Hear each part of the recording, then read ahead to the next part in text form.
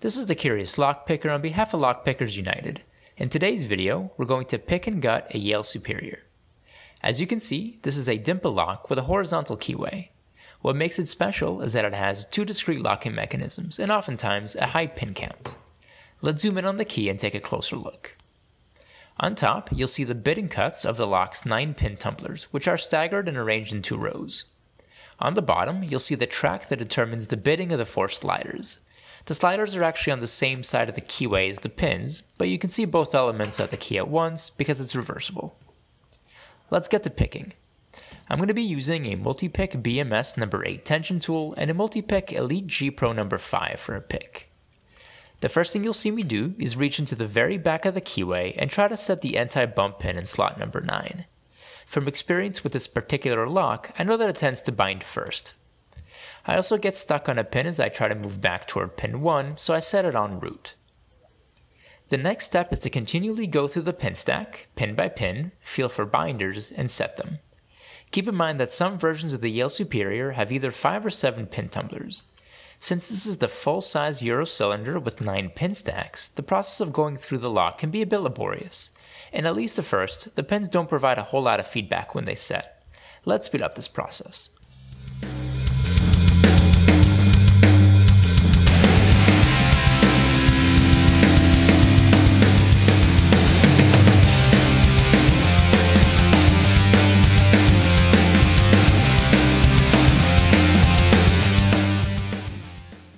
And at long last, I finally set the 9th pin and drop into a deep false set. I go through the lock one last time just to make sure. At this point, it's time to set the sliders. I'll be using a multi-pick Elite G Pro number 10 to do so. Keep in mind that I lost the spring to the first slider, which is why you see me resetting it by pushing it to the right. This normally isn't needed. I insert the pick with the flag facing down and find a slider by feeling for its cutout track. When I find a slider, I rotate clockwise to set it. You'll see me going through the sliders just once, and just like that, I get an open.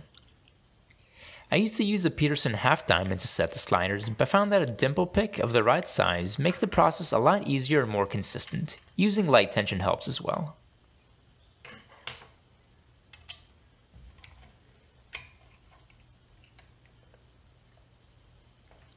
Now it's time to take the lock apart. I admit, this lock is extremely difficult to gut at first. One of the hardest parts is to split the 2 Euro cylinder halves, which I did ahead of time.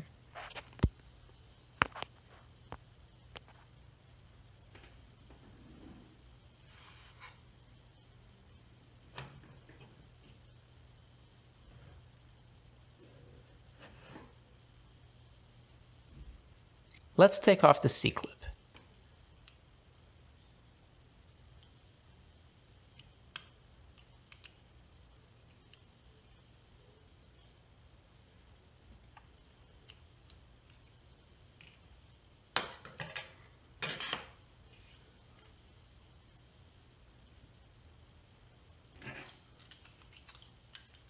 The next step is to insert the key into the lock and turn about 45 degrees clockwise. With a 1/2 inch follower, I was able to remove the plug.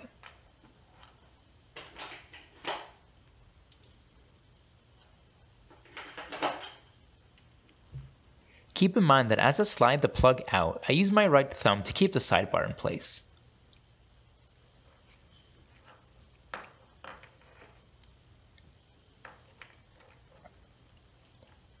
Here you can see the 9 key pins and how they're arranged into 2 rows.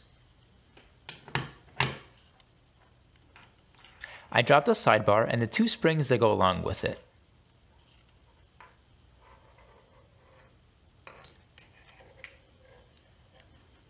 Next item is to remove the key. Again, note that as I do so, I keep my left index finger in place to keep the spring-actuated sliders from flying out of the plug. I conveniently placed the sliders in reverse order, which made for a very confusing reassembly. One tip I can give for reassembly is that you should always have slider number 1 present in the plug. The slider actually limits the depth to which the key can be inserted.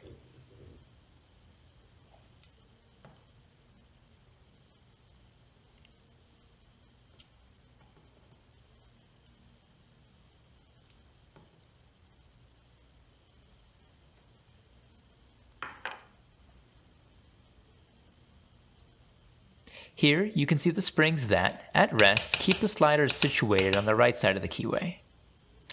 Alright, the remainder of the gut is pretty standard, so we're going to fast forward a bit.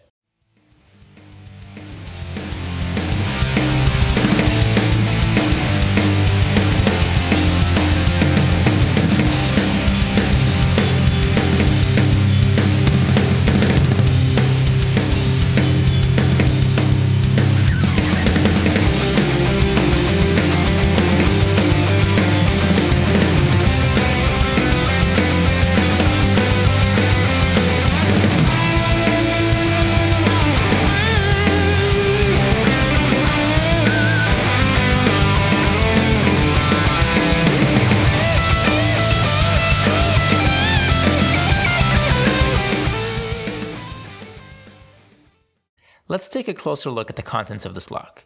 As you can see, the key pins are all standard, but have tapered sections that keep them from falling into the keyway. The driver pins are all standard, with the exception of a pin that has 2 spooled sections in slot number 1, and the anti-bump pin in slot number 9. In the top row, you'll see the 4 sliders. The gates on these locks are quite large, and luckily, they don't have any false gates. This is a close-up of the sidebar, and let's take one last look at the key. Thank you guys very much for watching.